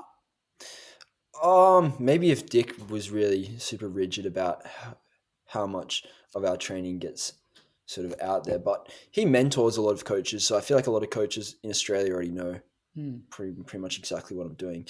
And then I'm realistically in this sport, especially training wise, there's not really any secrets. I mean, you can go on YouTube and watch so many athletes do different things, so I think it's really I think Strava is, it's just good to have sort of somewhat of a community that are invested in your training and your build up to different races, and I think it really does help you. So do some people annoy you on there though? People that just comment Yeah. I've had the same. This is probably not great, but I've had the same thing on Instagram. It's people repeatedly message me a lot, and I just block them, which Is is it probably like, not great. is it But like, yeah. can you follow me, that sort of stuff? Or Yeah, it's just like repeated though. Like they'll do it to like a point where it's like excessive. But like generally, I think Strava is pretty good. I mean, yeah, yeah, it'd be it's pretty all, funny if you just have someone like commenting, just hate on your thing like all the time. I don't think I would take it to heart, but I can see how different people. Yeah, I saw Less one the other bots day as where well on some, Strava. Like everyone's got their like name generally on Strava. yeah. yeah, There was one during the week, or within the last week or two, Brady, where some guy commented on Cam's training, like, oh, like 30-second reps off. Oh, sorry, 30-second reps off, 30 seconds recovery, or 1 minute. Isn't that like too hard or whatever? And shouldn't you be doing this? And I think Cam's response was, "Thanks, coach." Yeah, I like yeah. that. I bite back a bit at people in the comments sometimes because I'm like, yeah, but to be And fair, yeah, they should know that I'm taking the piss. I think. and then what about your relationship with Instagram in terms of like the balance between you just having a lot of personal stuff on there versus actually being obliged to post things because of sponsorship? Yeah, I don't really have like I feel like too much of an obligation to post things. So I feel like generally if I'm promoting something, it's actually because I like it. But yeah, obviously, yeah, it's definitely pretty helpful nowadays. And I think that's this thing like Instagram, like influencers, I guess, have kind of taken over. Where it's like promoting shoes and stuff. They've just gotten to the point where brands can pay influencers directly to, I guess, promote shoes and stuff. Which is where it's like if you're going completely quiet on Instagram, it's, you know, you're probably not doing that good of a job. Yeah. And outside of Nike, who like do you have other sponsorships? I've got something coming soon, but Ooh. I don't think I'm supposed to. Nah, don't say it. Don't No, get in don't say trouble. it. Don't say it. Yeah. Don't get in Yeah. trouble. I'm sure we'll see it on your Instagram. Is it a brand At that sells some stage, dishwashers yeah. though? Yes or no? I'm in the dishwasher market. Oh, I'm not in a dishwasher. Okay, not going to be a dishwasher ambassador. No. Yeah. Don't you think? I reckon the person, if you can, like the Galen Rupp thing we're talking about, get one sponsor and make it really, really good. It's these people that you see like that have like 10 little sponsors, and it's like it's an affiliate program here, and it's 20% off your protein there, and it's just like yeah. If you can land a couple of real, like 2 or 3 big ones, Yeah. who don't expect you to do a shitload of posts. Well, that's the thing is I think the more like little ones that you get, probably the bigger the expectation is. Yeah. Yeah. Yeah. It's because I guess for them, you're a bigger part of, I guess, Their marketing business and their budget. marketing. Yeah. So You boys didn't tell me who was going to win. Like, who's the first Australian to cross the line at Valencia? A lot of unknown in marathons. Let's go women Yeah. first. So we've got Izzy Bat Doyle, Jess Stenson, Jen Gregson. I'll go, assuming Izzy has been doing those 200K weeks and she's not cooked, I'm going to go Izzy as first female. what do you reckon she runs? If weather's good, look, I reckon, as I said, if she's had a really good prep and hasn't overdone it, I reckon she can break the Australian record. Will she break the Australian record though? See, has she mentioned like? I feel like you would be talking about it a lot if that was your like if you had your goal sort of set up. But then again, maybe you just don't talk about it because you're like you're going to go with it, and if you blow up, no one sort of has that expectation. Well, I think feel potentially that's part of the reason why you've just gone off Strava, so people aren't talking about it as much. You can sort of lessen the noise. But if you're a 67 half marathoner, like 221 is well and truly like in your wheelhouse, especially given her strength and her volume of training. But do you reckon if you're Jen Gregson or Jess, do you just reckon you go with that then? Because you're like, well, Jen won't. Jen. Jen. I guess she's trying to get one. I'm actually really surprised that she's running. Like, you know, good on her for getting out there, but like, there's been nothing in her lead up of any of her races that indicate she's close to her like 223 that she ran. Yeah, potentially. Do you reckon Jess goes for it then? Because what's Jess run? Is it 222? 222 high. Yeah. Like real. Then you're having a crack, right? Yeah, I think Jess will. Yeah. Jess ain't leaving her family to not have a crack. She's not leaving her two kids at home to go to the fastest marathon in the world to be like, you know what, I'm going to play it safe for a 220. You don't go to Valencia and not roll the dice. Yeah. Trust me, I've been there, I've done it. But Jess also did say last week that she's not the type of person that will actually be like fixated on particular splits. Like she'll go out at probably a particular pace, but then if it doesn't feel right, she will dial it back as opposed to just going with the pace regardless. Got to remember, she went through that half split at Tokyo earlier in the year. And it was real quick. So she it probably 70? learned. She learned 70? a lot. Yeah, learned a lot from that one. Yeah. Yeah. What did you go through at? Sorry? Oh, it was just over 70 minutes, I think. What do you reckon you have to go through it to run 221? Like, say you want to run, like, I don't know, 221. Here you go, Brady. Brady's the man. So I don't think there's anyone in this country that's run between 219 high and 221. Oh, come on, 219 mid. They're in the 30s, please. 219 30s, 36 and 38. Don't forget. Like, how much time is too much time to bank and how much time's not enough? Well, 2 minutes is too much to bank because I did that at Valencia when I went there, and that's a minute 50. I reckon you're better off going 71 through half and then trying a negative split to break the Australian record. Yeah. What is it? 221.38?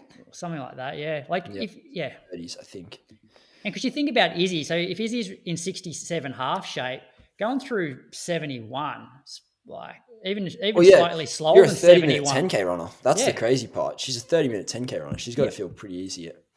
Yeah, so you got wheels to bring it home if you haven't cooked it early. All right, men's. We got Brett Robinson there. We got Haftu Strintos, and we got Tommy DeCano. Tommy's clearly the dark horse. Yeah, but do we reckon? I reckon he's going to drop a bomb. I think he's going to drop a bomb and run 209, but to say he's going to beat Haftu, I really hope he does because he's the man of the people. What about Tempo Journal leaving him off their promo? Yeah, that was rough. But I think the thing with Haftu is I think he either runs the Australian record or he blows up, which is fine. You go in there to run the Australian record. Yeah. You have a look. You can say the same about Brett though, I think as well.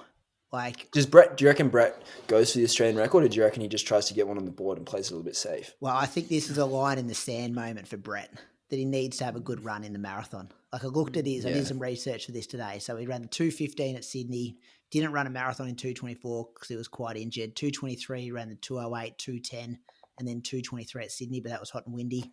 And then 2022 on this same day as Valencia, he broke the national record at Fukuoka with his 2:07. So it's been 3 years. Yeah. The problem is though, Valencia is not really the place you go to just get a safe one on the board. Yeah, you probably go to one of the Japanese ones just because of depth, right? Like you want to. But I feel like he does need to execute one just for some confidence. He needs to be 2:08 or quicker. So let's say you're sitting in there like the race hotel the day before. Do you say to him, let's go 2:06 like Andy did when he went there last year and he rolled the dice? He said that was going to be too quick for him, but he thought, I've got to go with this pack. Or do you say, let's go at 2:08 pace and have a good race? See, this is where I think momentum is such a big thing because you're Andy last year is on the up, right? He's just continually gaining momentum. And it's in your mind, you're probably not even thinking about blowing up. Whereas Brett's maybe subconsciously in the back of his mind, he's thinking he's probably just putting internal pressure on himself. It's maybe it's just if he just aims to get one on the board and then it's the next race he goes into is he's got some confidence because he finished this race feeling like he had something left. That's what I'd be saying to him. Go run 2:08 and then we've got one back on the board and let's go attack the Australian record next time. But going 2:06, blowing up and running 2:10, 2:11, I think, pretty disappointed coming home on the plane. And Haftu doesn't appear to be afraid of blowing up, really. Yeah, but I feel that's a different situation as well. He's so young because he's marathoning. I feel everyone that watches Haftu knows that at some point he's probably going to break the Oz record. It's just it's just got to stick. Yeah. And so you may as well just keep going for it. Because this is marathon number 3 for him. The DNF, the 2:08 at Sydney, and then the 2:08 at Sydney. All right, if you're running 2:08 at Sydney. Sorry. 2:11, sorry, he went through in 64. Yeah, I was going to say, if you're running 2:08 in Sydney. Sorry, yeah. But even then, it's that's so he hasn't had a strong finish to a marathon yet, Haftu. Although he's run 2:11, if he's gone through did you say 64? And then he's run 67. Maybe he runs his best marathons negative splitting it. Who knows? I mean, He's not going to die wondering. He'll be in that 206. Yeah. But even Yeah. Tommy's rolling the dice a little bit. Like, he's going. I think he said he's going out at sub 210 pace. Yeah. Regardless. Yeah, the man of the people, Yeah. though. He'll be the But- most popular Australian in the tracker. He will have got a Tommy lot of Buchanan. confidence, I reckon, from the weekend. Buchanan, He was in the mix there for a lot of the Yeah, race. yeah. I thought he was gonna have a proper sniff. I'll have to go. I was looking at it, I was like, oh man. I reckon you would have had him in a kick though, Cam. Probably Yeah, old enough but to I'm be your looking- dad too, Cam. Tommy? It's possible. Yeah. Or is he 30? He's 39. Same age as Rob. And Rob got a lot of credit when he ran 208, 209 at 39. So it's possible. Oh, you're putting Tommy DeCano's name in the same sentence as Galen Rupp. He's going to be stoked with that. But yeah, it makes sense. I mean, yeah. Did Tommy come up and speak to you, Cam, on Friday? No, I haven't spoken to Tommy. Ever. No. Do you know he's a massive? He's going to be so embarrassed by this. He's a massive fan of yours. Oh, I didn't know that. No. So before Melbourne Marathon, we did a little session. It was must have been on the Thursday. He was driving down to Melbourne, and so we met at Yerrabee Pond, and I just did like 3K at sort of marathon pace, and I was like, Oh, I remember seeing this actually. yeah, I was like, oh, Cam lives sort of just around here. It's like, oh, really? And then I think you started following him like that day after you saw the session, and he sent me a screenshot of it. Massive fanboy. But he's obviously too scared to come up and say hello, which is weird. The guy finished 6th at the trial. Yeah, could have been on the same team. All right, that's the show. What do you got coming up in the next week, Croaks? Not too much, really. Watching Valencia, bit of training. Oh, yeah. 2 sessions this week. He'll be back with you soon, Cam. He's getting fit quick, Croaks. Yeah, Sunday that's at good. Mulligan's, 405s, 135 Oh, that's a heart bit rate. quicker. Wasn't I was running at 405s. 434s. So Yeah. I only do I medium bumped pace. into Connor Whiteley at the end of my run. Actually, he was running with like M Brickachek, yeah. and I said, yeah. "Oh, I should have run with your group because you're a bit more sensible." Well, he said that he didn't want to come and do Ainsley with us because he said that we run too quick, and I ended up running 435s and he ended up running 420s. So I reckon he was just bullshitting it. Call him out. Brady, what about you? You got a big weekend. Yeah, I'm going to Singapore, doing some commentary on the Singapore Marathon on Sunday. Oh, that's unreal. You've kept that real quiet. I've known for a couple of weeks. I can't wait to hear you pronounce some of the African runners, Brady. Your pronunciation's I've got pretty the good. elite field. I don't know if I'm allowed to say who's in the elite field. Surely, it's a week before the race. You know, some of these races, Croaks, they hold on to it. Don't want to get fired before I get on the plane. But you know who I haven't got it open in front of me at the moment. But do you know who? It's $50,000 for the win. 50,000 US. How much is a normal major? Just a major marathon? 100,000. Yeah, 100? Or like one of the majors, yeah, it's 100,000, I think, generally, US. But some runners will be getting more than that in Appearance and appearance. stuff. Yeah. Yeah. And they probably have bonuses like time incentives as well by the meet. I'm really, because it starts at like 4:30 a.m. Croaks. I'm going to be up at like 2 a.m. Makeup, hair, all those kind of things. When do you leave? Friday, home Sunday. It's going to be pretty quick. But I'm trying to open this email at the moment with the elite field because the Irish guy, you know, the guy who broke the Irish world national record, Yeah. he's running. He ran like 209 or something, didn't he? Who is that? Trying to Peter find Lynch? No, the other guy. He ran it at some random meet. Yeah. It was like a really, Seoul or South Korea, somewhere like that, or some random race. Wasn't that really long low ago? key. Yeah. Yeah. I know the guy you're talking about Yeah. actually. It's actually a pretty hard name to pronounce. Didn't he also run 62? Fergal Curtin? Yeah, that's it. Curtin. It's actually not that hard of me to pronounce, but yeah. Curtin. ran 207. 207.54. Wow. In a club singlet. Yeah, that's moving. Yeah. So, Cam, you're off to Perisher tomorrow? Yeah, another bit of a stint before this 5K. So When? How many days before the 5K will you come down? I usually try and come back on the Tuesday. Like if I do a Saturday race, I'll come back and do the session on Tuesday. And I know people speak about this like flat spot that you don't want to be down from altitude between 2 and 10 days before you race, but I don't believe it. So And will you just drive up on the day for that race or you'll go up a couple of days before? my mom's birthday is actually the 19th. So I think I'll probably have lunch and then head up after lunch, I guess. So yeah. Yeah, Moses Cabet's running, fellas. 206 guy. Wow. Yeah. And you got Kip Cos guy, 207. Are you allowed to Charles. say this? Race is on Sunday, surely. Should be charging them more if we're going to promote on the Inside Running podcast and what I'm charging. Anyway, we're done. See you next week, Croaks. Thanks so much, Cam, for coming on. No worries. I know No the worries listeners at would have all. loved to hear from you there. So, yeah, we appreciate you giving up some time to get on your Monday night at short notice as well. Yeah, thanks, Cam. Really appreciate it. Thanks for having me, boys. All right. The Open Run Pro 2 from Shocks is here, featuring a stable, comfortable, open-ear design made for running. The Shocks Christmas sale is now live. Check it out via the link in our show notes and use the code IRP15 for your discount.